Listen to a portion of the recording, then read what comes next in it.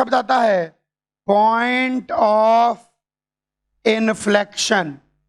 आइए इसको डिटेल में समझाऊं। इसको शॉर्ट फॉर्म में पोई कहते हैं, POI, point of inflection.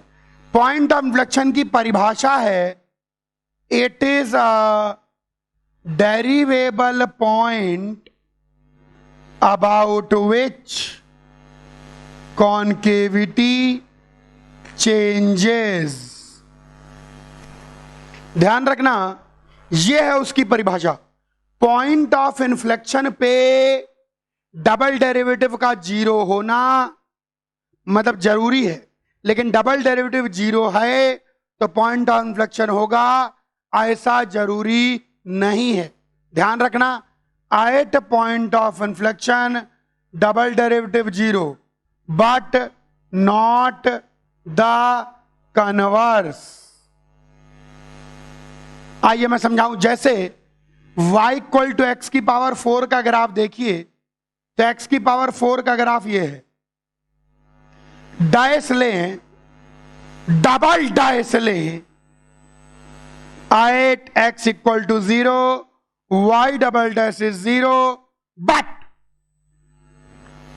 x equal to 0 is not पोई,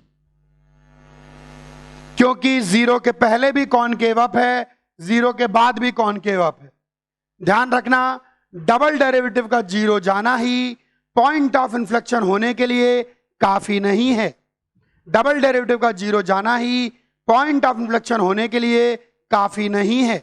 हाँ, लेकिन हाँ, अगर पॉइंट ऑफ इन्फ्लेक्शन है तो डबल डेरिवेटिव जीरो होगा। अगर कौआ है तो काला होगा, लेकिन हर काली चीज कौआ नहीं होगी, भैंस भी हो सकती है। ओके, एक और चीज, जरा इस ग्राफ को देखें, एक्स स्क्वायर माइनस 4 का मॉड। इस ग्राफ को देखिए, पहले मैं y equal to x square minus 4 का ग्राफ बनाऊंगा।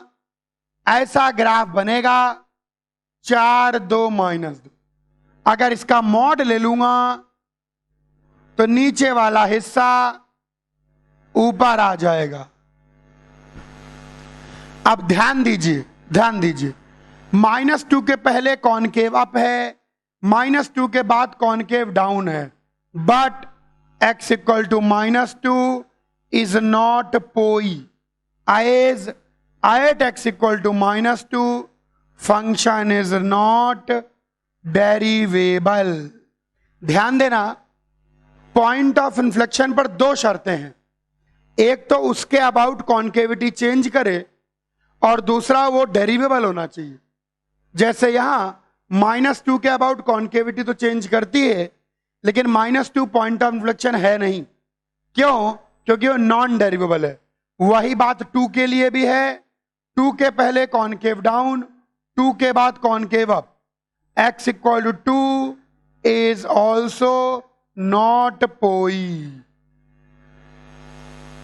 समझ में आया? ये बात ध्यान देंगे, डेरिवेबल पॉइंट होना बहुत जरूरी है। अब हाउ टू गेट पोई, बहुत आसान है, बहुत आसान है। पुट y डबल डैश 0, क्योंकि अगर पोई है तो y डबल डैश 0 होगा ही होगा। तो आप क्या करेंगे, लेकिन उल्टा ट्रू नहीं है तो चेक करेंगे। Put y double dash 0 and get all its solutions.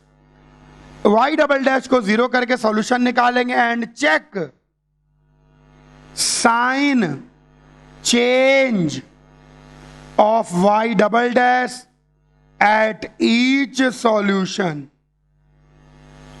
If about it sign changes, then poi. If not changes, then not poi.